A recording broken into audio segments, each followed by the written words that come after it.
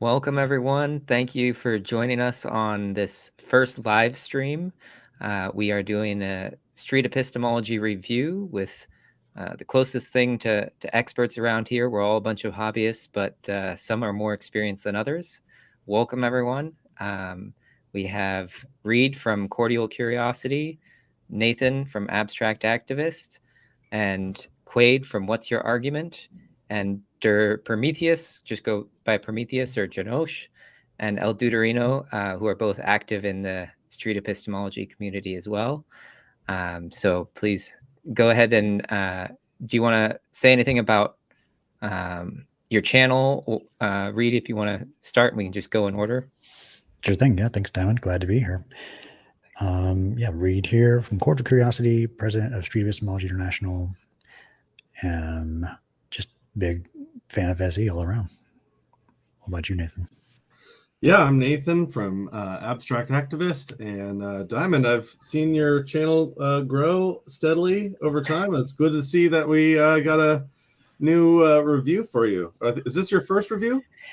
First on my channel. I did one a couple weeks ago, which was a combined 3-video thing. So this time we're just doing my a single video. Probably, if we have time, we might do a second one. Nice. Yeah, this one is the first for your channel. That's good to hear. Hope to get you some subscribers here. Yeah, we get a few perks. YouTube unlocks some access as you grow. So feel free to subscribe, anyone who's watching. Quayd? I volunteer for projects affiliated with street epistemology, and pretty much an enthusiast. I want to do it more, but I'm also a teacher, so things get hectic. But I do plan on doing it more in the future. Awesome. Prometheus? Thanks. Yeah, hey there. My name is Janosch. I'm from Germany. I am a board member of Street Epistemology International. I've been interested in SE for a couple of years now. I do not have a YouTube channel yet. I'm planning on creating one in the future. If you want to follow me, or if you are a member of the German SE community, feel free to join us on Discord, on the SE Discord server, or follow me on Twitter. My handle is my nickname here, Prometheus, _Prometheus. Thanks for having me. Yeah.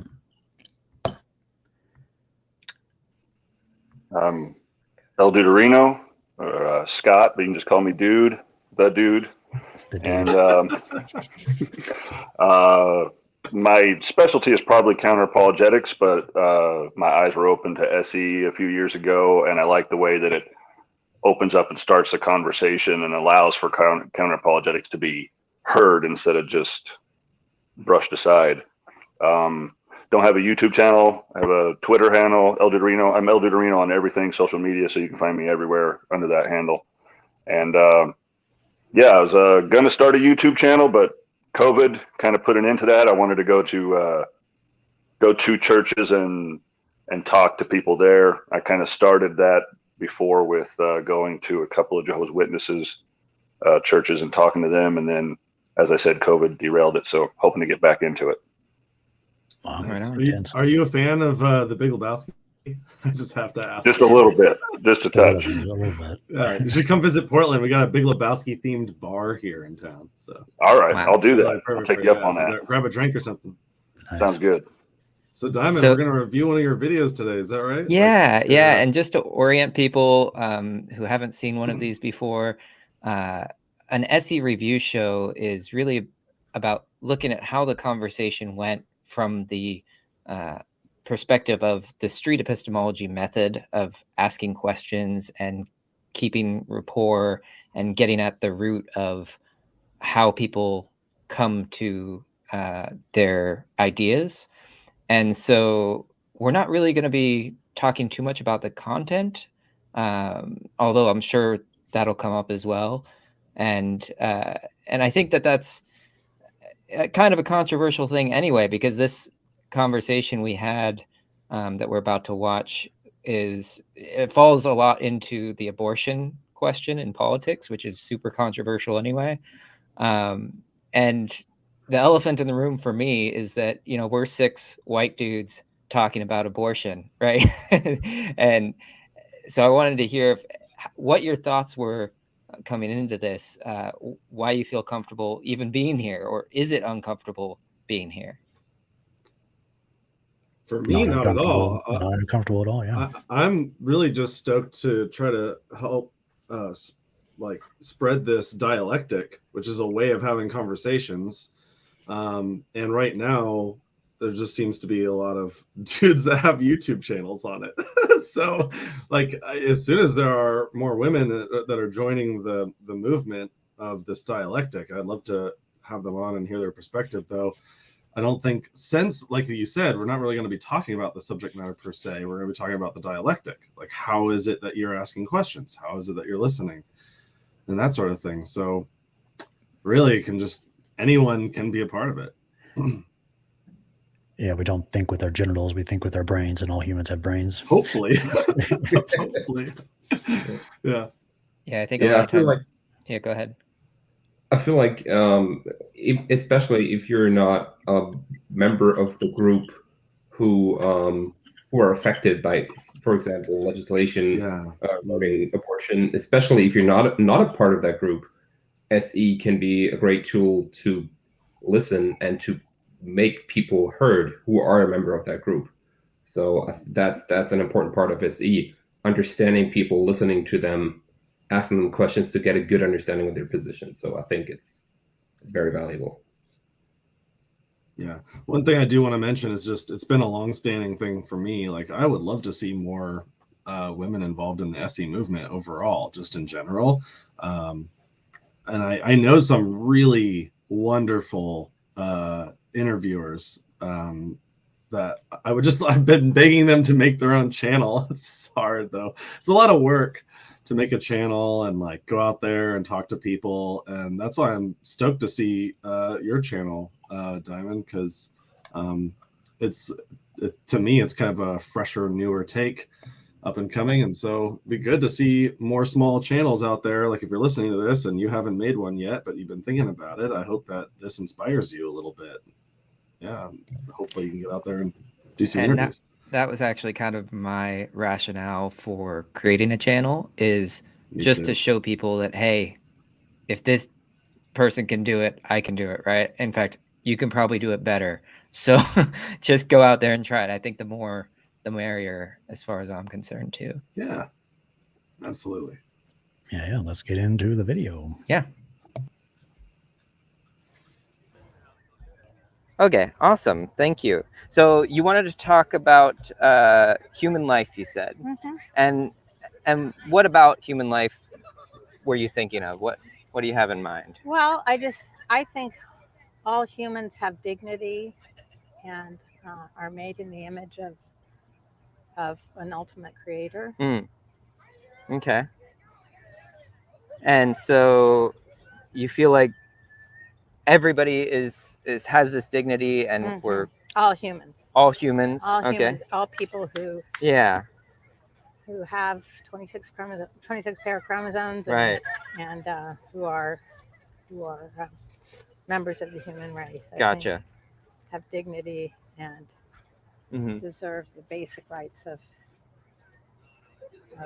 life, liberty, and pursuit. Right. Yeah. So we all deserve rights. Yes. And what?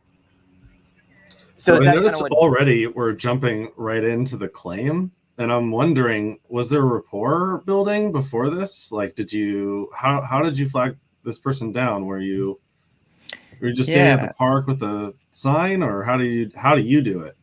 Exactly. So I was here meeting a couple other practitioners from the Discord channel, and we just met up in a park and had a big thing of a cooler of water, and we're saying free water, free conversations, the classic, and just trying to get people to come over, and they would just say, okay, so what's going on? What are you trying to do here? So I tried not to get too much into the topic before we got onto camera, but I did at least say, the gist of what we do, of trying to have a conversation. So there was a little bit of rapport building before, but that is something that is important to include in general in street epistemology. Yeah, even if Any it's off conversation. camera, like the way Anthony does a lot of his videos is like his camera's like pointing down at the ground Right. as he's just like kind of giving the rap. And that can be helpful because it's like, how do you set this up? You know, how you talk to a total random stranger about a deeply personal matter or a political issue. And rapport is just like one of those things that it makes a huge difference for the entire conversation because you're talking as I saw this video that Reid sent me. It's like the writer and the elephant, and the elephant. Have you heard about this? The writer and the elephant. The writer is like the intellectual. Let me give you the facts and logic of your claim, and then the elephant's kind of like the more like emotional connection to whatever this claim happens to be. And we're unaware that our elephant's actually steering our writer most of the time. And it's good to see the other person and kind of relate to them. And rapport is all about like building that trust and building that kind of like we're not so different kind of thing before you go into how you might be different on a particular issue. But yeah, so it's good that you were doing the rapport. And so now you got to the claim, and the claim is all humans deserve dignity, I think. That's right. All humans deserve dignity. Okay. Yeah, let's keep going. Dignity means for you is preserving those rights. Is that okay to say? I would say that dignity is our acceptance, and on the other side, of each other's worth.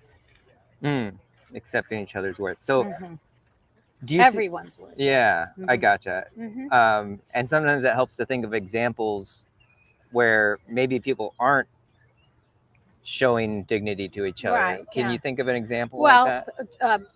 People who are as yet unborn, people who are in an aged state and not able to speak for themselves. Okay.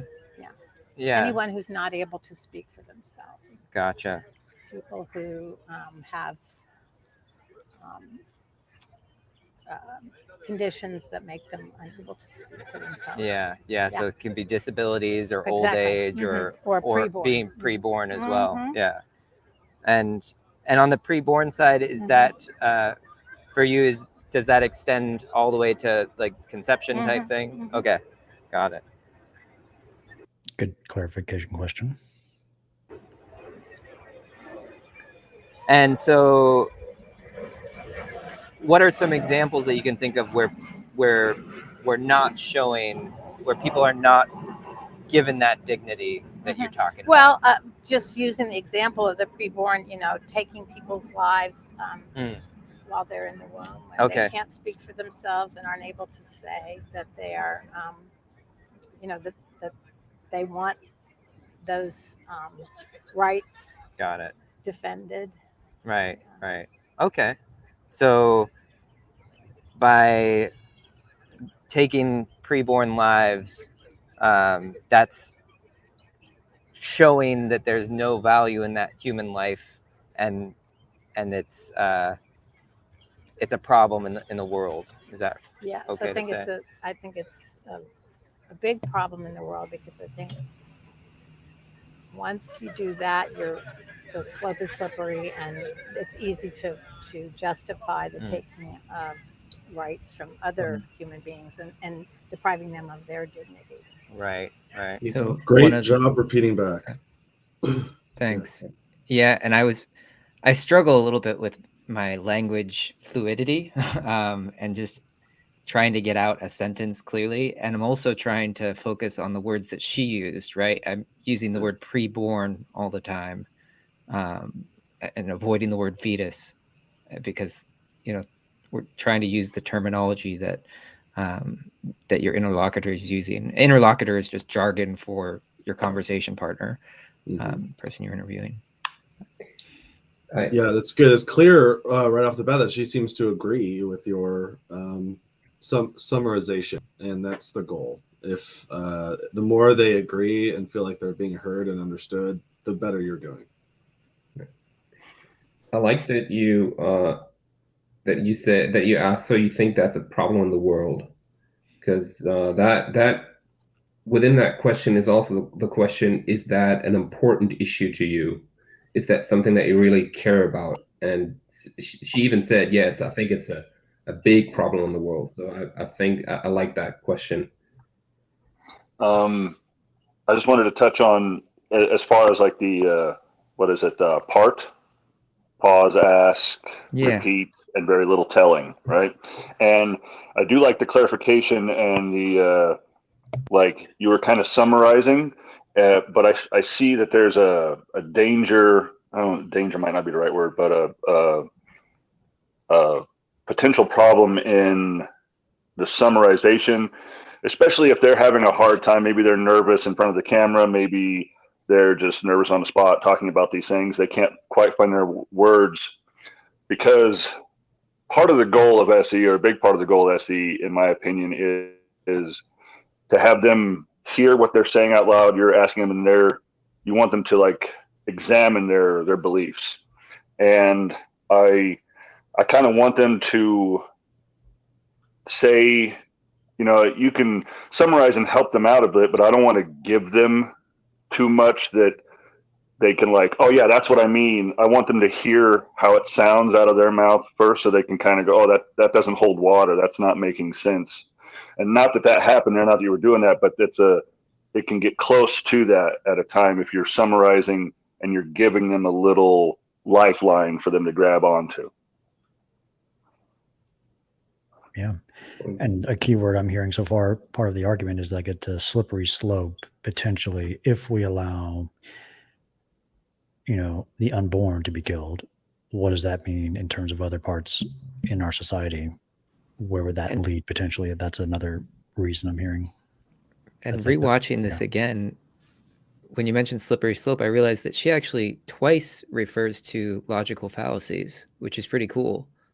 Slippery slope, and then later on you'll hear her mention straw man. So that's kind of cool that she's aware of these biases we have. If that's becoming into the public vernacular, yeah. Yep. And she was also signaling when she talked about humans having 26 chromosomes. I felt like she was signaling, I know science. I know what I'm talking about. Isn't it 23 pair though? That's 46 total, right?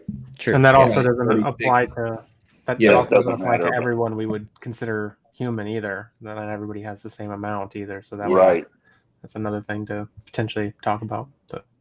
But no, I mean that it was clearly just one aspect of what makes a human. And she's referencing science is what is the important takeaway. Yeah, right, it's yeah. showing value there. All right, we'll keep going. From other human beings and depriving them of their dignity. Right. Gotcha. And if you were to put on a scale of like 0 to 100, the question of, or the statement, you know, all human life deserves dignity, where would you put yourself on that confidence scale of 0 to 100, where 0 is meaning you just have all questions about it, you're not certain? No, 100. 100%. Okay. 100%. Yes. All human life has dignity. Yeah. Got it. Okay. And what does that 100% mean to you in terms of like, it means that, you know, I abhor the taking of any human life without any human life. Yeah. Other than in the case of self-defense. Okay, got it. So self-defense could be. Yes. I can tell she didn't quite get my question there of what that 100% means, like as in no room for doubt. You know, it can't be questioned. That was what I was trying to get at, but we didn't quite clarify that. That could be a pacing issue. Sometimes you're asked, they just want to answer really quickly, and sometimes that can be hard to avoid because they're just going to answer quick no matter what. Yeah, and I'm trying to find also moral language here, and I'm not here. There could be 3 potential moral foundations applying to that reason. It could like be the harm moral foundation, or oppression, like getting aborted, is like oppressive, or it causes harm, or it could be sanctity, which is if it hits sanctity, then you're dealing with something like of infinite value, of like pretty much that's hard to talk about, like to violate something like that, and that would be a whole different conversation. I feel like you could have still given her your scale, like asked her, okay, just to give you the scale, just so we're talking about the same thing. 100 means to me, or the way I define the scale would mean this and that. Now, is that 100 for you? And give her the chance to correct that. Just because she just shoots out 100 without even listening doesn't mean that you have to take that and stop explaining the scale. Yeah. This word dignity is a little interesting for a scale, because it's in my mind, because I'm thinking like, is this like a subjective terminology? Like, what is it that we're talking about exactly? It's kind of almost like saying, how important is this issue to you? Does that make sense? And when I hear that, like, if you say 10, very important, well, how does that translate to policy? And that might be something we dig into a little further down the road in the conversation. Though, yeah, it's interesting to see this on the scale. Yeah, I mean, because if you're talking about abortion, so it's 100. She's saying it's all life all the time, but then where does she make the distinction? And maybe this might come up, or I don't know, but if it's like, I'm against abortion, but what about then, like, in cases where carrying the pregnancy could end the mother's life, like it could be dangerous to the mother? So where, we get, I think, who's like, because she cares for both lives, she doesn't want anyone to die, and so this life is established. Is there any wiggle room? What does that mean? Yeah, she's already given one exception, which would be self-defense. So that's already right. One where it's obviously not 100%. It can't be, because people right. are. I wrote 99. I wrote 100, and then I wrote, oh no, she went 99, because they always say 100 most of the time when you ask. It's very rare that you get an intellectually honest who leaves, 97, 98. So she said 100, and then she's like, well, self-defense. I'm like, oh, well, maybe it's 99%. Yeah. And this is the difference between how she interpreted my question and how I intended my question, right? She interpreted the question as, should there ever be an exception? I think that's how she interpreted it, as opposed to how confident are you that this is true, that we need dignity. It's not. It's a subtle difference, I think. But and this goes to the point made that, like, dignity, this is a hard, if the belief that we're SEing is all human lives deserve dignity, maybe we need to define the word dignity from her perspective. And Diamond did try to do that in the beginning, so that was good, because at first that was one of the things you ended up asking was, what does this word dignity mean? But it kind of stopped abruptly and then moved on from there. But I agree, dignity's got to be, especially given the word has to be discussed pretty thoroughly. And I feel like she gave the definition. Dignity is respecting people's lives, people's rights. But I feel like it's also she's not thinking about it this way. But I feel like it's also a reason why someone would have rights. Not so I think maybe it has a double meaning for her, but that's just a feeling. Like, how do we decide who has rights and what rights exactly? Yeah, I think we get into some examples here.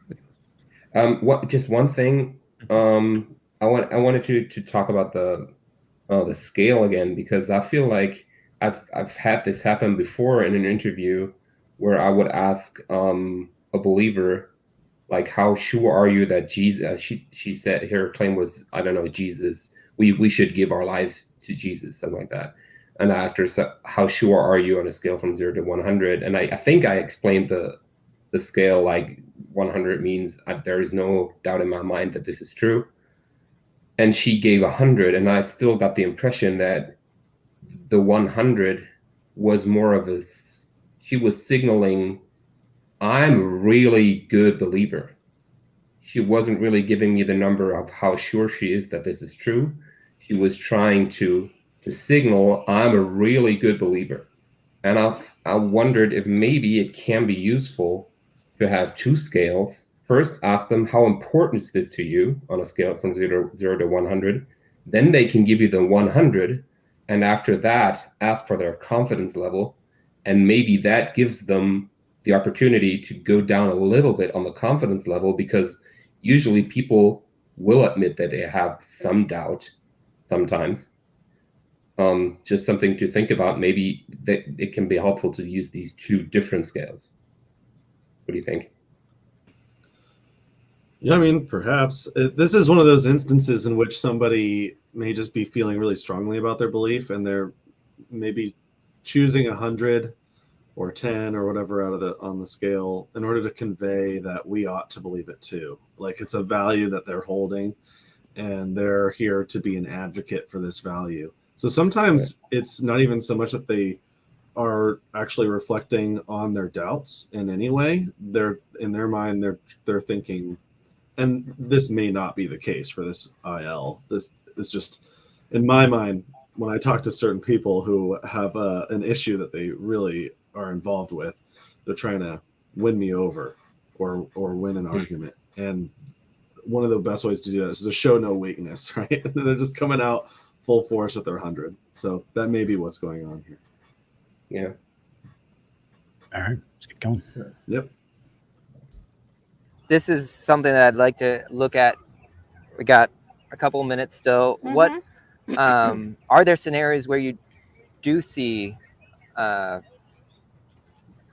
reasons not to keep that human dignity? Like when you say No. self-defense. No. That's such a hard Well, question to self-defense if ask. someone is I know. That's a tough one.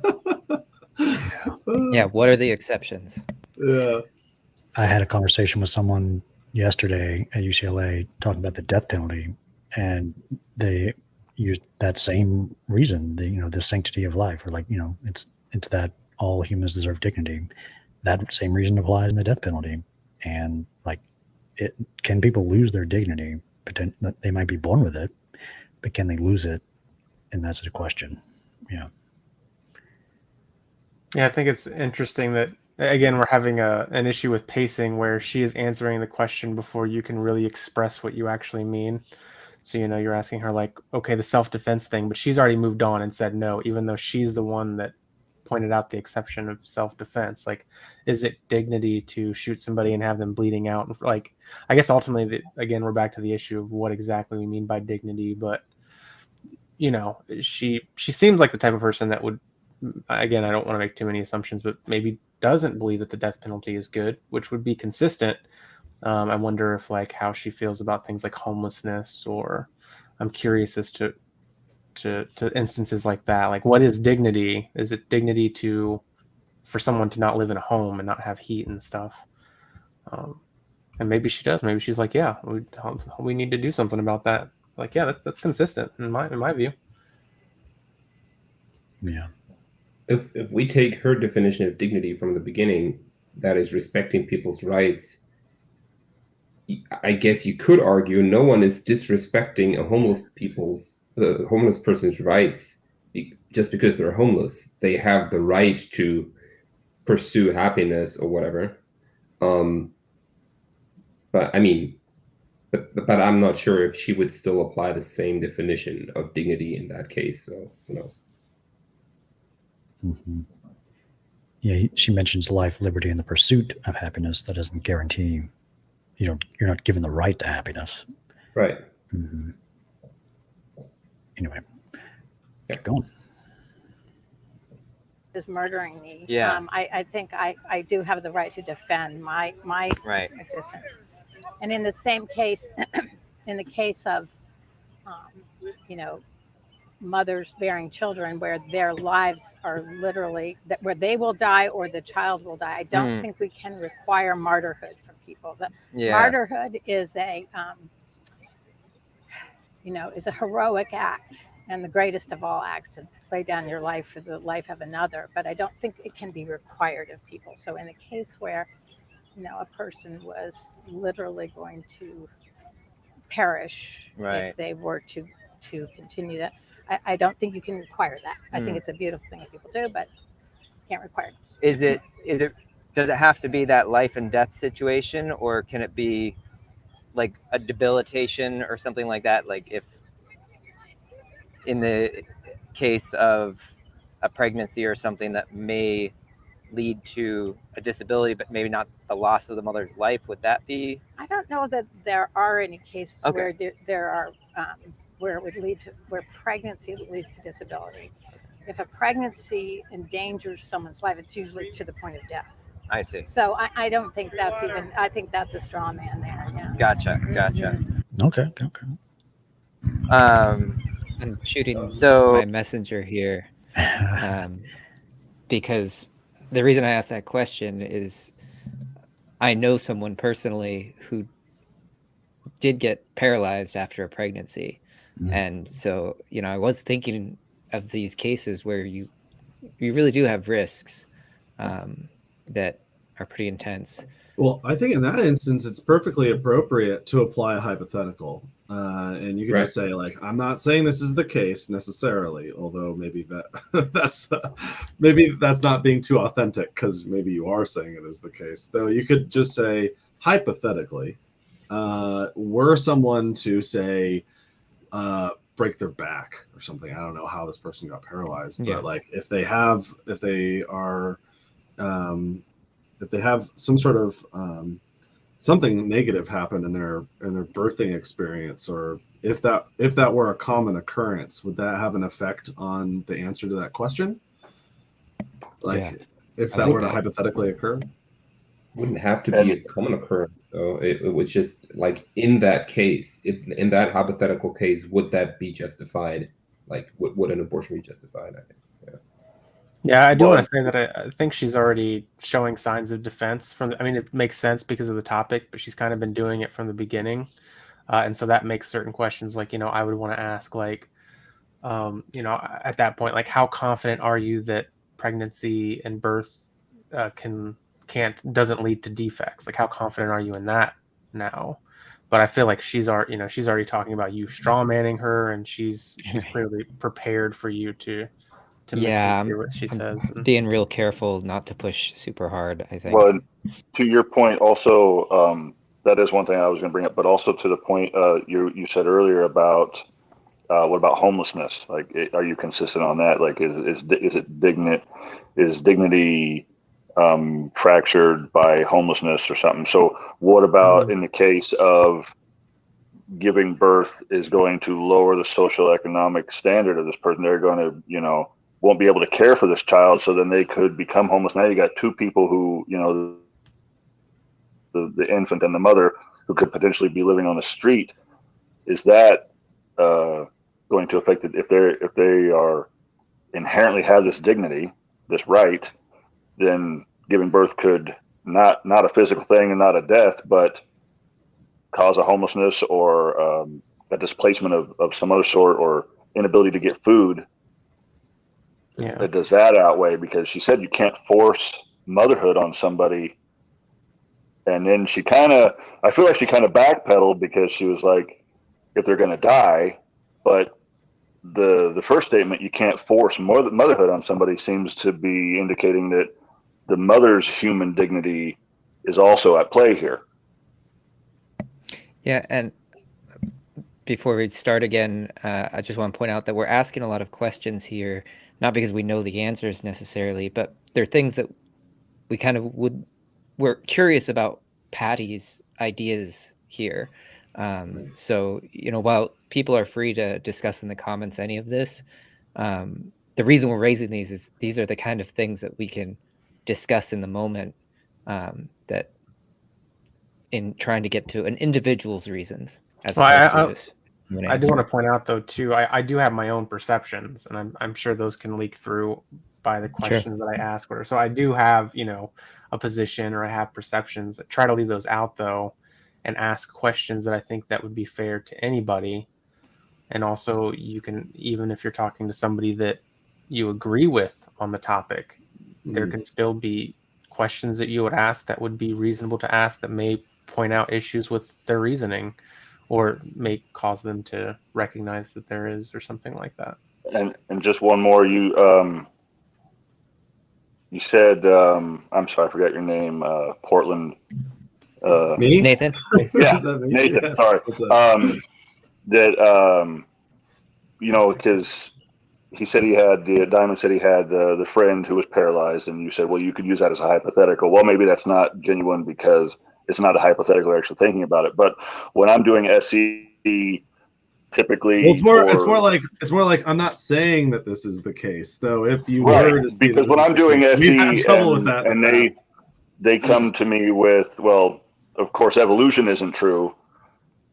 That's like sometimes where I'll slip almost into counter apologetics. Oh no, it actually, and then I go, okay, now hypothetically, if I could show you that it wasn't, I can show you that it isn't, or that that evolution is true, but that's not my job here in an SE interview. In a counter apologetics interview, it is. So I don't see that as disingenuine, but I understand. It would only be disingenuous insofar as that you say, I'm not saying.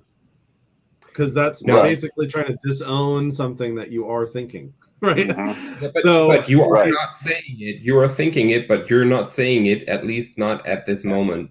You are the saying whole idea something. is you're trying to present the hypothetical for them to entertain. So you just want to be say hard for them to entertain it if there is a case, and then Anthony will come. I'm not saying that there is, but if this was the case, and you could say that there is, so would you leave that out, or would you just leave out the whole I'm not saying and just say, here's a hypothetical. You want to do this hypothetical and just give the hypothetical? That sounds good. Thought experiment.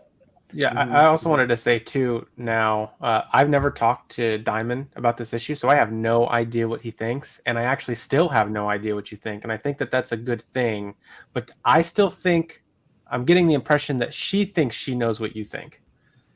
And then that has created a barrier, kind of even artificially. I'm wondering, since she said, I think that's a straw man. I'm not sure if she is actually accusing you of straw manning her, or if she just says, I think this is just an unrealistic situation. But I'm wondering if maybe it would have been a good idea at this point to say, oh, sorry if I gave you the impression that I'm saying that this is the case. I'm just trying to understand your position, and I'm using this hypothetical to understand it better. Do you think that would be a way to maybe improve rapport? Yeah. In this situation? Yeah, I like that idea. Yeah, instead I let it go and move on. Yeah. Speaking of, here we go. Cool. Straw man there, yeah. Gotcha. So life and death. You were in like the DC area, right? Yeah, there's a short jump where we cut out helicopter noise. Just a brief interruption, but yeah, right here. It seemed like that kind of helicopter. Or self-defense. And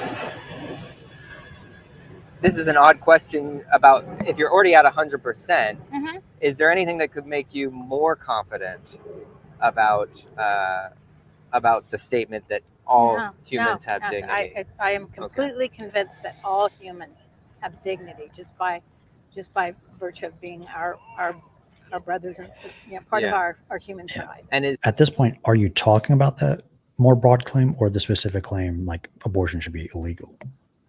I'm wondering. We try to hit a few more examples here. I think it'll be clearer. I also, as well, it's bugged me a few times now where there's this. She started off with saying all humans have dignity, and then it turned into all humans should have dignity, and those are two different things that I think should be distinguished and sussed out, or talked about? Like, are you saying that all humans do have dignity? Or are you saying they should have dignity? Because those are two different things. Right. This is where, and we'll probably get to a part where I probably want to pivot in a little bit, though I would want to pivot the whole claim to what to do about it. Like, take the claim and then ask, so what? What do we do? Does this mean we outlaw abortion? Does this mean we should force a woman to carry to term? Like, what are the consequences of recognizing the fact that all people deserve dignity? What does that mean? To me, because it kind of is like saying, like, life is preferable to death. It's like, okay, yeah, so now I am with you. What do we do about that sort of thing? And I think that there's a part that might be good for pivoting to that when she asks you questions in a little bit, and also maybe like in the next 5 minutes. Yeah. What is the main reason for that? Do you feel that that so strongly? I think it's evident. I think any moral code, prevents people from murdering, fellow human beings. And I think science shows us that people who are in a insentient state are still human, and people who are preborn are still human. So I feel very certain that to deprive those people of life is a great evil. Got it. What category of reasons are those? Like, you're just claiming, I don't know. No, what category of reasons? Like, it's just philosophical. Like, it's like humans have dignity. This is all abstract. right. It's like mortal, like Socrates being mortal. Well, that is empirical. Well, she gave reasons. First, she gave a reason for why it's wrong to kill people, because all moral codes, I mean, of course, that's just an appeal to popularity, basically. All moral codes say this, so it must be true. And then the next one is about science tells us that these, like, preborns are still human, and therefore she feels like she doesn't even have to talk about the part, and because they're human, they deserve dignity. That part she's not talking about. They are human, period. It also might be really tempting to go off topic here. Like, for me, it would be very tempting. I'd be like, sentient things. So why human sentience? Is there some special quality about humans? Like, there's trillions of cows and chickens being killed every year in America, like for our dinner and our food or whatever. Like, you're like, trillions, really trillions. But humans who are not in a sentient state, right? Do they have Chucky from the channel, I hear you mention in the comments about that. Some good questions, like going down those various cases down the animal chain. I love talking to Chucky about morality.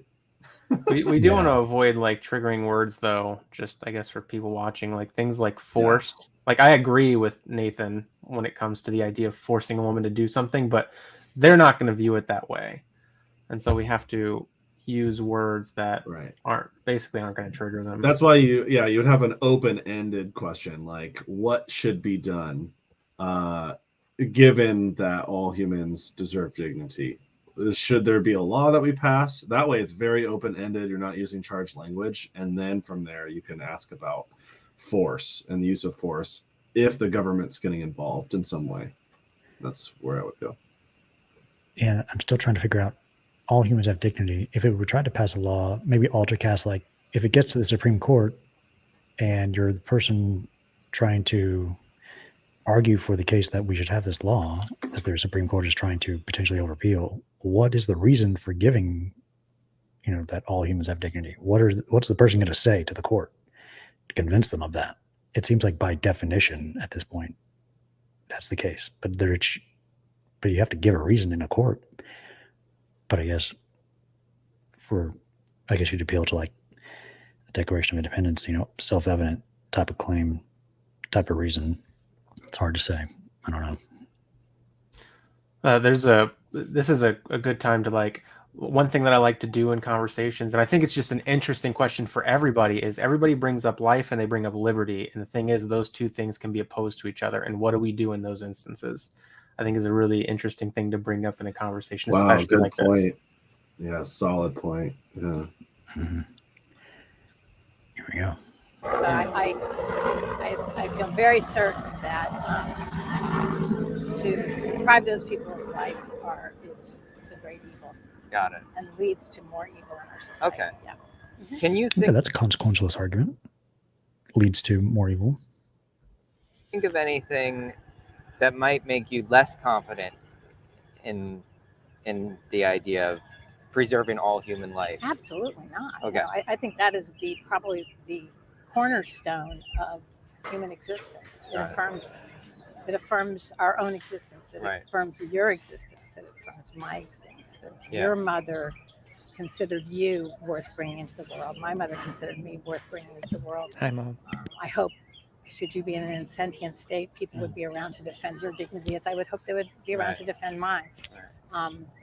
I think children in the womb of people who are pursuing abortion are as much my responsibility to defend as I would defend my own children's, as I would defend my own children's dignity. Gotcha. And I hope that's the case.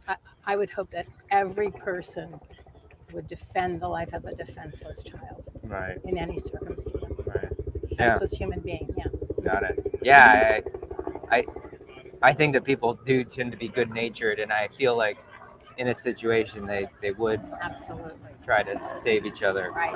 I think of a situation, I've often thought of this, if you were, suppose you were crossing the Mojave Desert and there was a sign at the beginning, you're stopping to provision yourself, and it said, bring enough water for you and whoever's in your car.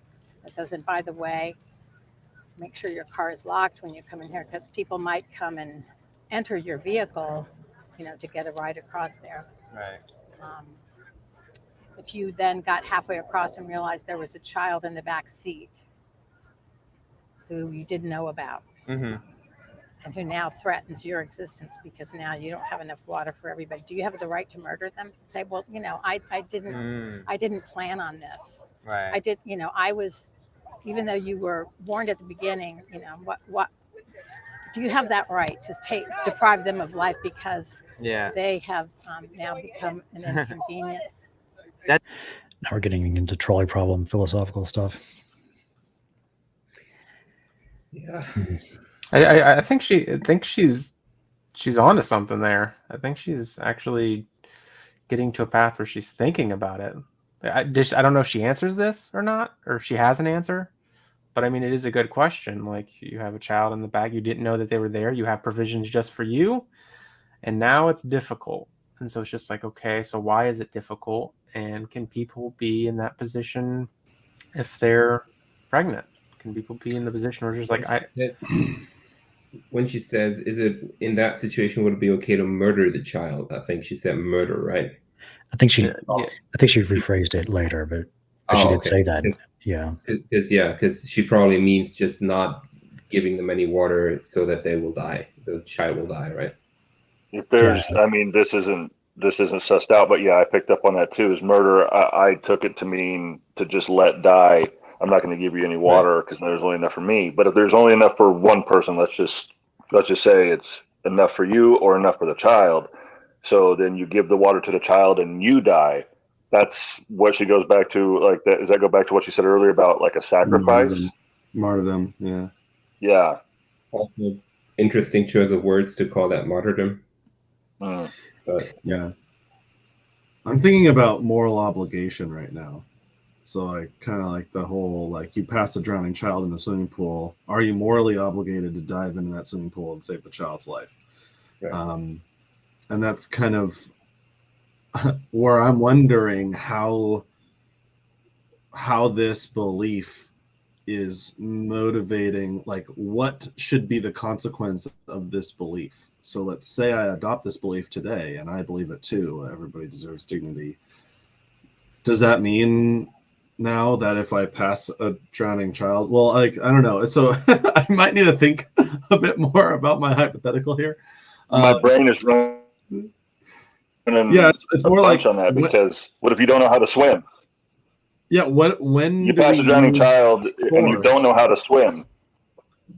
Yeah. So if you don't have the resources, if you don't know how to parent, if you don't have the resources to bring a child into the world, you know, if you jump in the water and you don't know how to swim, now there's two people drowning in the water. This goes back to what I was saying earlier. If you bring a child in, it could affect your economic status. You're now two humans are suffering, as opposed to no human suffering if the abortion is carried out. Yeah, the child in the backseat has no access to your water. You would have to give it to them. But in the situation of abortion, you have no choice but it's taking away your water in the analogy. Right. It's complicated. Which for a woman can mean 9 months of time away from whatever it is you can't do now if you're pregnant. Whether if you're an actress, and your character is not pregnant, like you can't act. Like how do you? Or I mean, that's not like the best example, I guess, but I'm just saying like there are limitations on your life when you're in that situation. And so, like having to take care of a child for like 18 years, and that too, small consequence for the after part. At some point, adoption will be brought up, I'm sure. Adoption is a thing, right? Yeah, but to me, like she's 9 months. Go ahead. Yeah, it's 9 months is still a long time. I mean, and again, she seems already partly on the defense. She doesn't seem overly defensive or anything, but she's suspicious, I think, and I think that ultimately we still have the issue with what does dignity mean, and then also where do we draw the lines of life and liberty? Like at what point is an infringement? Would it diminish somebody's dignity to take away a liberty from them to make a choice about what's happening with their body? At what point, or what they want to do, I guess. And again, it's just I think it's just generally an interesting question. It can apply to COVID. It happens in COVID. Like at what point does life take precedence over liberty, and vice versa? I think it's just an interesting question everybody should think about. Suddenly, with COVID, people are talking about bodily autonomy who have never used that term before. Right. Yeah. It's so funny. Yeah. All right, keep going. Life, because they have now become an inconvenience. That's dog interruptions, but that's a really interesting analogy that I hadn't heard before. I haven't heard it either. I just thought it's good. Really? Wow. So can you think of any circumstance where it would be where you would be allowed to murder that child in the back seat that's crept into your car? Yeah, that's a good question. You didn't invite that child, right? You were warned at the beginning that it might happen, and you pursued, and you didn't lock your doors, but the child got in somehow anyway, right? And now, do you have the right to deprive that child of life? Yeah, that's a really interesting. There's a little bit of personal responsibility creeping in, right? What? I wonder what does that mean for locking the doors? What is that? Is that like birth control pills? It means you're partly to blame for the situation, for the child being in the back. So she brought religion into it, and a lot of times religion is against any kind of preventative measures. So is she? Do you think she's? I don't know if this comes up. Is she speaking abstinence?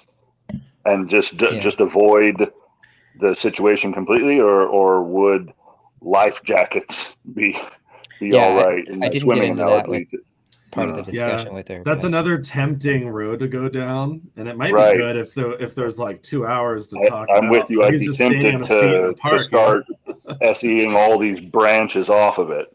Yeah.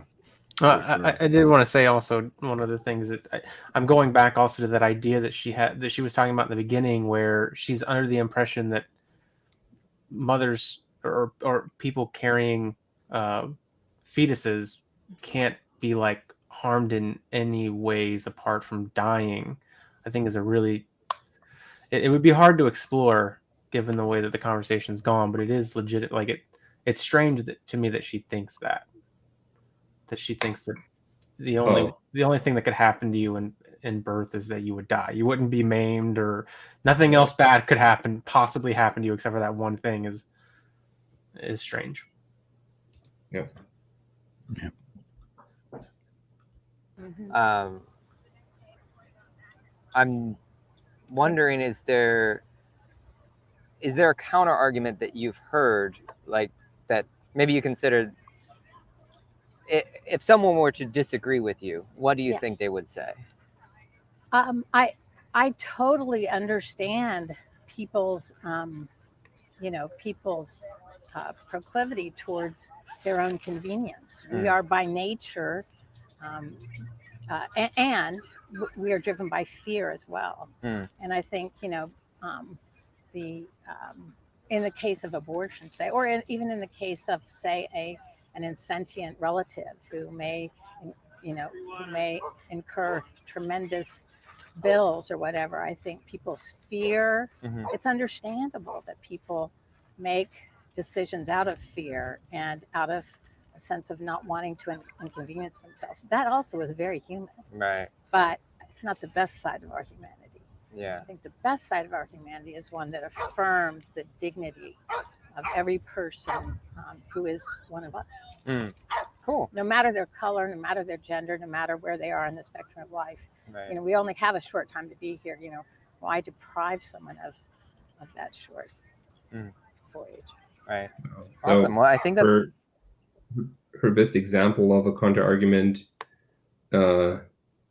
is convenience and fear as a reason to be pro-abortion.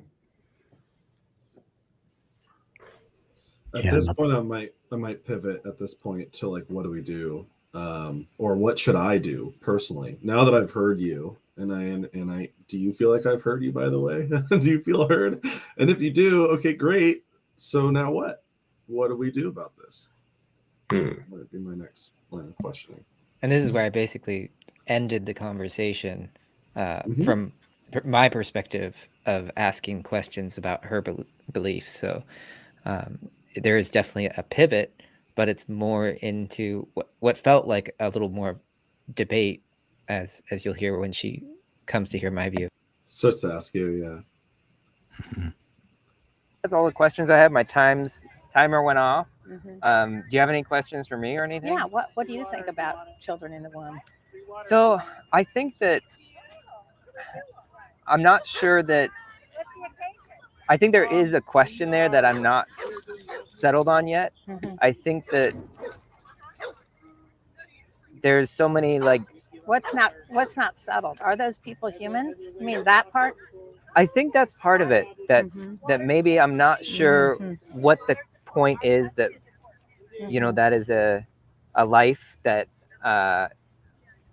deserves all the same rights as someone that can survive outside of the womb. Well, but you just said a life that deserves. We're not talking about the life. We're talking about, are they human? Are they human? Because I said at the beginning, all humans deserve. Do you not think that all humans deserve dignity? Do you have questions about that? I think I agree with that statement. Yeah. I think I so agree then with your the question statement is, that all humans. when does someone become a human? That's what your question is. And what I would ask you is, have you ever seen? She's telling me what my question is here. A baby at, say, 15 weeks? Yeah. Scratching their face and sucking their thumb at 15 weeks. I think I have seen one. In fact, with that. earlier than that. Yeah. Can you not? Right. Does it take a lot of imagination to think that they are humans like we are? So I think that face scratching and thumb sucking, like a little. She said 15 weeks, maybe sooner than that. So prior to that, are they human? When does sentience? Because in the beginning, when she said all humans, she referred to, I said it in the beginning, all humans, but she also said in the beginning, all sentient humans, right? She said sentience was asked. When does, and so you brought up animals. She just said sentience too. She didn't say sentient humans. She said sentience. Yeah, sentience. Sentience. So when does sentience begin? When does sentience end? What about someone who's in a vegetative state? Great what does she feel like on like the Terry Schiavo case, you know, a few decades ago about when you unplug somebody from life support because they're no longer sentient. Right. And also, just a second, I think she just assumed that, I mean, she asked you, well, basically, she said it's not about life, it's about whether or not they're human. And then she said, in the beginning, I said all humans deserve dignity. And then she kind of asked and kind of half asked, half assumed that you would agree with that. And you said you probably do agree with that statement. But then she also assumed that you agreed with her definition of dignity.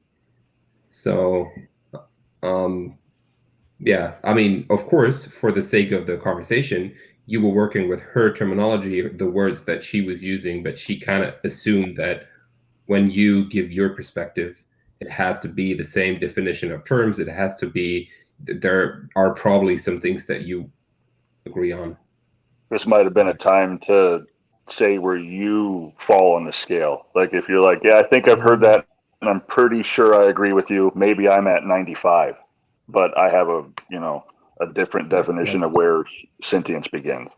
But she seems on the attack right now to me. Now that she's asked you your question, Yes. she is on the you notice her body posture got taller. She's stepping closer to you. She's doing the things to really force you to her perspective at this point. So it makes the conversation difficult. I would have, like, ideally, if I was having a conversation with somebody that I felt was open-minded, I would just be like, no, I don't think all humans deserve dignity. I think there are instances in which we have to deny that based off of circumstances. But I can guarantee you she would probably end the conversation right there if you said that. So it might be better to question, like, I'm wondering whether or not, like you were saying, somebody who is trying to attack another being, whether or not that person deserves the same dignity as the person that's just being attacked, or whether or not somebody who is harming a child deserves the same dignity. Like we have to put people in prison. Prison is the taking away of certain rights by definition. So I'm wondering if I do think that all humans deserve dignity, because I can think of too many instances in which I think we would both agree that they don't. I think we would both agree, maybe not. Or ask, can you think of instances? Do you think this is an instance where that wouldn't apply, where that person's dignity is taken away? Right. I might want to answer the question with another question at the risk of appearing like I'm dodging a little. I hope it wouldn't be a dodge, though. If somebody were to ask me that question, do you think that all humans deserve dignity? I might ask back, is it possible to think that all people deserve dignity and also believe at the same time that people deserve access to abortions? Are those two things not compatible? Yeah. Why would that be? Why can't you do that? I think I feel like I could answer from her perspective because I got the impression that it was illogical to her. And I did feel like it was, in this part of the conversation, I did feel a little under attack, and I could see, you can't see it in the video, but there was almost a quiver. Like she had this debate many times before. She was very passionate about it. And so I was trying to do whatever I could to show that I was honestly considering her view. But yes, I did get the impression that it was like a definitional thing. It was a logic thing, that it was irrational that you could agree with this statement and also be okay with abortion. That's the vibe I got. Yeah, if you don't agree with the statement all humans deserve dignity, then you're a bad person. I don't want anything to do with you. Since you agree with that statement, and science tells us it's very logical, science tells us a fetus is human, is a specimen of the human species, then it is just illogical not to conclude that that fetus deserves dignity, deserves the same rights as an adult. Basically. Yeah, I think that's the argument. Yeah. And ultimately, let's look back at the fact that this is a passion topic. This is, so it's like she has already admitted that she doesn't believe every human deserves dignity. She just didn't realize it when she was talking about self-defense. but you still can't say, okay, I don't think everyone does, because that's going to cause that, the passion to come out at that point. It's not, people are going to hear maybe even us talking and assume that, oh, we're just trying to find exceptions in this and that. And it's just like, yeah, that kind of is what it's about. It's about holding what we say to a certain standard and asking if what we're saying is an exact mirror of the truth, or if there are ways that we can think that we're incorrect. Yeah, I mean, that's ultimately the what I feel like is the right thing to do, or the activity. Yeah, let's finish it up. I don't think it takes a lot of imagination to make that statement that they are a human. Mhm. I think I'm okay with that. Yeah. I guess I'm not totally confident about it, because I don't trust myself to just make that judgment based on just the look, if that makes sense. But Well, it's not just the look. I mean, Gotcha. Scientifically speaking, they have every single attribute of a human being that you and I have. The only Okay. thing is they're not breathing on their own, and that's the same case with people who are insentient and who are on a breathing machine. So if they didn't have all the attributes, would Mhm. that shift? For me, your mind? no, but Okay. no, but I have Okay, heard real reason check there. Good. people make that Right. thing, but I have seen I thought I've had this conviction for Yeah. decades, and I thought back in the 1970s, or actually it was in the 1980s, I thought that when ultrasound became, because back then you couldn't really see what was going on, you had this vague thing, people would have to say, see, there's a foot, and there's Right. now they can take a picture of a baby in the womb that's just like you and me standing here, just like with their on here. Yeah. Yeah. The technology. And I thought at the time, I thought, once the technology catches up, Yeah. there will be that no would way convince to people. deny that these are people. These are Right. very, very innocent and very, very Yeah. helpless people, and to deny them their lives is a awful barbaric thing. I think one other, even if we were to grant that, I think one other one that gets me on the side of allowing abortions and things like that is I'm sure you've heard the argument of bodily autonomy stuff, where if you imagine that we just woke up the next morning and we were attached to another person in a hospital bed, and they were relying on us to survive. That's why I said you Yeah. can't require martyrhood if it was going to, but Right. but you're not allowed to kill them just because it's inconvenient, or because you don't want to be attached to them anymore. No. Yeah, and I think that's maybe where I'm not sure about that. Like, I feel like if this person is relying on my life, right, because it's very inconvenient for you. Yeah, right. it's inconvenient. I And think that convenience is a very, yeah. Would you agree though that convenience is not something for which we should deprive? That seems like lives? a contradiction. You can't require martyrhood, but you can't just kill them because they're dependent on you. It's a threshold. Yeah, she's saying inconvenience is an insufficient threshold for depriving someone of their dignity or life. But the threat of death, that crosses the threshold into, then it's okay. Inconvenience, not okay. Threat of death, okay. But she also seems to have the impression that if it's not death, everything else is just inconvenience. Right. Disability is inconvenient. Yeah, disability it's and all an the inconvenience. Yeah, Yeah. these are just It's an inconvenience, or it's not even a possibility in her mind. Yeah. So there could be a chance for another scale, like you were saying. Maybe we can bring in multiple scales. How confident are you in the belief that these are the only two outcomes, death and inconvenience? Yeah, you could make a scale of inconvenience, like the top. Where does physically inconvenience disabled, become? and Right. the other one is like perfect pregnancy, you're fine, but you give it up for adoption. That's like the least inconvenient, potentially. A gradient, yeah. And what's in the middle? Yeah. Quality questions over here. I would consider being intravenously hooked up to another person with no way to leave more than an inconvenience. Yeah. Well, send us a question. Quality questions. Yeah, put that in a question. I agree, but put that in a question. Yeah, he has been. Oh wait, yeah. we can probably do it. Would you consider? I don't know. Mm. If you just put "would you consider" in front of that, would that work? Yeah. That might be Is a there an little invasive. inconvenience so inconvenient to be equivalent to a threat of death? Is the threat of death an inconvenience? That is a pretty inconvenient thing. Yeah, being dead. Yeah. Can't do stuff when you're dead. Yeah. Anyway.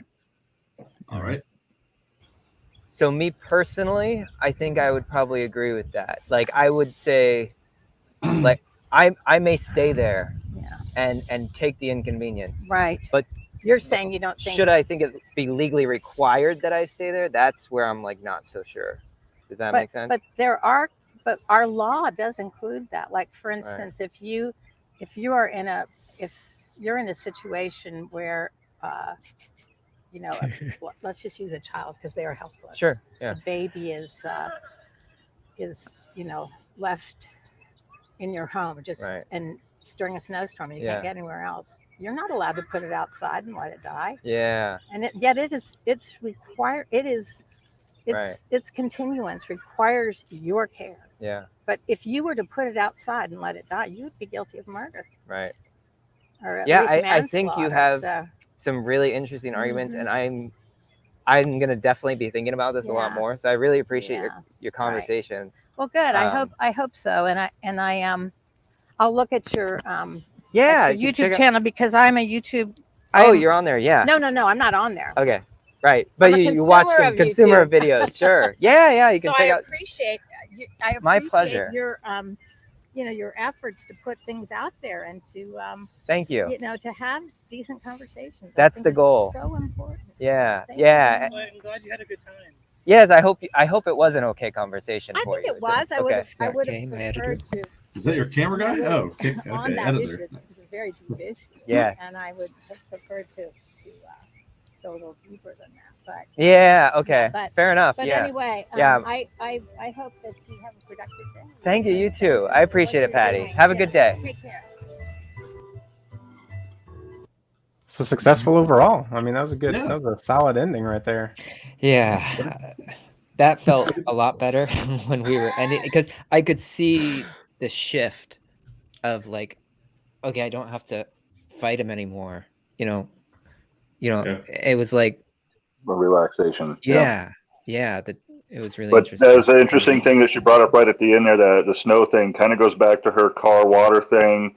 There's like a good Samaritan law, but then there's also like kind of like what you said, like the trolley problem. There's a moral line that she doesn't see a gradient in. It feels like there's just a either or, because you're also not obligated to give somebody your kidney if you're a match, and so That's a good point. Well, and the hospital thing was never answered either.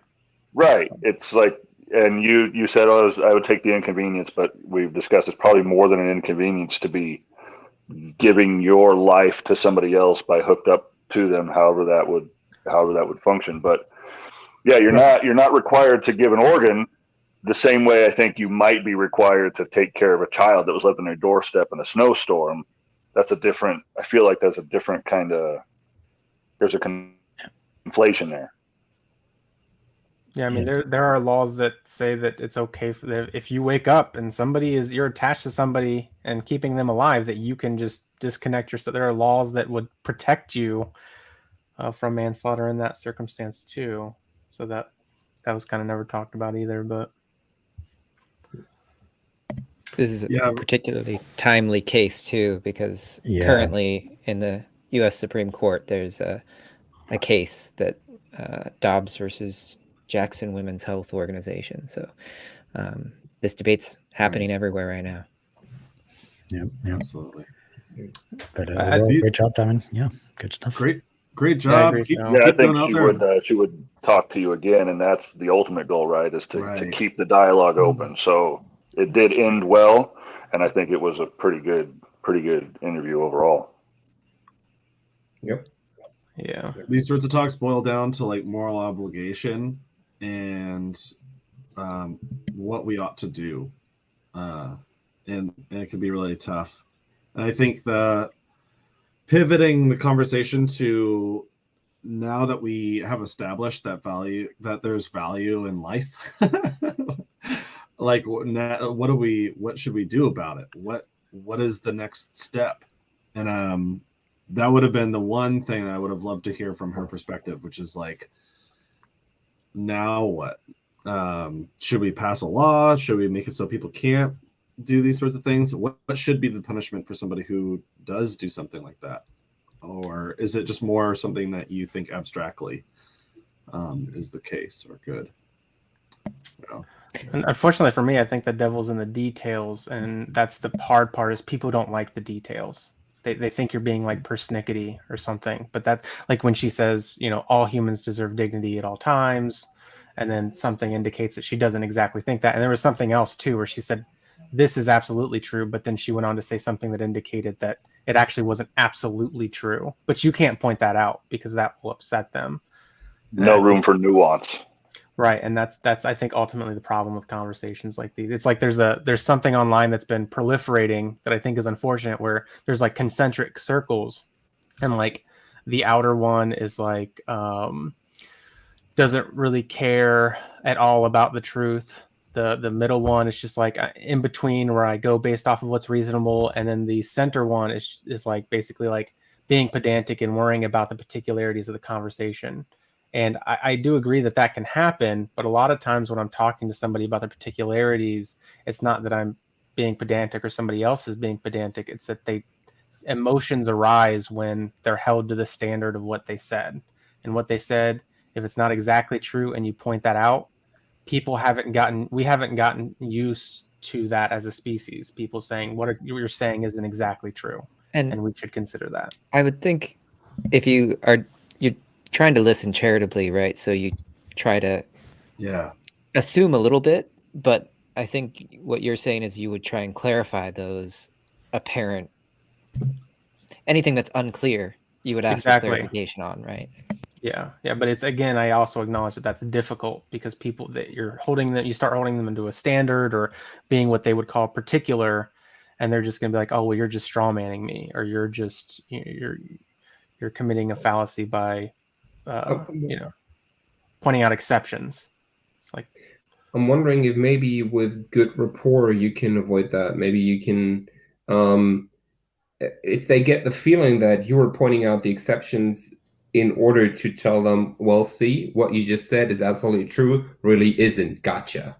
Right. And if you give them the impression, no, I'm just trying to understand. Okay, so it's generally the rule. I understand that. There may be a few exceptions. Am I understanding you correctly? Okay, I'm wondering, how do we tell the difference? Like, even if the exceptions are rare, I'm wondering, is there a way to determine the difference between these exceptions and the general rule? And maybe if you get them the impression that you're not trying to pin them down on anything, you're just understanding, okay, so there are exceptions, they may be rare. Maybe you can avoid this them pushing back against that and feeling attacked. Nathan, you are famous for your SE survey that you use so often. Yep. And this is one of the first conversations I've heard where you haven't brought it up. So were there any numbers popping up in your head? Well, I didn't hear reasons that had a lot to do with truth, or I mean, it was more about dignity. I mean, the closest thing was maybe number 12. Where's my list? I have them all memorized, but for some reason I'm having a brain fart, probably because you put me on the spot. Wait, we have banners here. It has something to do with like feelings are a reliable way to discover truth. There it is. Okay, good. Yeah, you got it. I would want to know, like, is this a feeling? Like, what is causing you to think that it is dignity? It's probably feelings. I was actually going to bring that up because she said that at one point. I feel that and that's where I would have asked, are feelings a reliable way to find truth? One thing that Anthony helped me out like really early on, when I was first starting out doing SE, I sent him a couple of my first interviews, and he gave me some feedback. And some of the feedback that he gave me was, you're asking them how if they feel a certain way, and you're verifying their feelings, though they didn't mention feelings. They mentioned what they thought, and I recognize that that's something that I just did innately, probably because the way I was raised or something. And it's beneficial to ask people if they think something rather than if they feel it for belief claims, in order to kind of like underscore that you're trying to get their thinking on it, not so much their feelings about it. Because we can have feelings about things and it might not necessarily lead us to the truth of the matter necessarily. And we want to know how they're thinking. And so like this subtle difference in like our language and the way we ask questions can be helpful. In terms of the survey, I mean, mostly this was about their view on dignity and whether or not all humans deserved it or had it. It seems like It's a little tough because it was kind of vague, right? It wasn't. It's about dignity, and there wasn't a definition given of what dignity meant. So there was a little vagary, and it was just about a passion or a feeling that she has, more than any kind of thing that you can pin down and question whether it's true or not. The one survey kind of section that could have come up, I probably wouldn't have hit in the first talk, because I feel like it's a really heavy thing to be thinking about. Though what we're trying to do in street epistemology is oftentimes is figure out whether or not this person is doxastically closed or if they're open. And what that means is, can their belief be revised under some situation or circumstance? And if it can't be revised, and there's no hypothetical or imagined scenario in which someone could change their mind, what if I just did the same thing for the opposite side, right? Or like, is that a good place for us to be believing in something and we can't revise our beliefs at all, like under any circumstance? And this is really tough on a first talk, especially on something that's so innate within us that we feel so emotionally about, to ask what would change your mind. And if they say nothing, it's kind of hard to say like nothing. What if, like, can this belief be revised ever? Is that a problem if it can't? What we're trying to do is get the disconfirmation criteria. So if anything, it would be number 17. Someone is justified in their beliefs until they're proven wrong.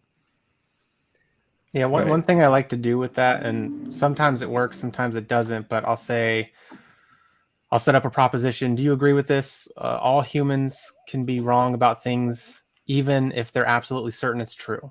And then the vast majority of people I say will say, yes, of course. Okay. Yeah, that's number 8. You are human. And they'll say, yes. Okay, so then you can be wrong about things, even when you're absolutely certain about them. And again, sometimes they won't take that well, but it's just like, it's a deductive argument. So I don't know what to say. Like, that's just what follows.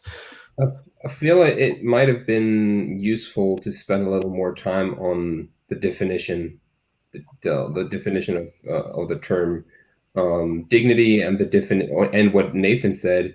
What follows from that? Like, when you say dignity means that your rights are being respected, what rights exactly? Are there certain rights that have to be respected all the time? Are there certain rights that don't have to be respected and people can still preserve their dignity, not have it taken away? Like, maybe that would have made it more clear what she's actually suggesting, and maybe that could have opened up some doors regarding the epistemology behind that. Yeah, great talk, Diamond, and I hope people subscribe to Diamond Discourses and check it out. Like this video, hopefully get more attention at it. And if you're considering doing an SE talk yourself, I hope you grab your phone and switch on your voice memo app and get out there and do it. This is literally what I did. This is all on my cell phone with like $20 split mic, and a little tripod that I had at home already. So it can be done on the cheap. That's how Or I you got can started get too. Yeah. beautiful quality video and sound. Fantastic, Consult yeah. Reid. Mhm. Yeah. If you're in Germany and you want to learn more, reach out to the German community. I told you at the beginning how to reach out to us. Gotcha. All right. Till next time. Thanks, guys. Yeah. Thanks, thank you for everybody. coming. Good job, Diamond. Have a good one. See you. Bye-bye.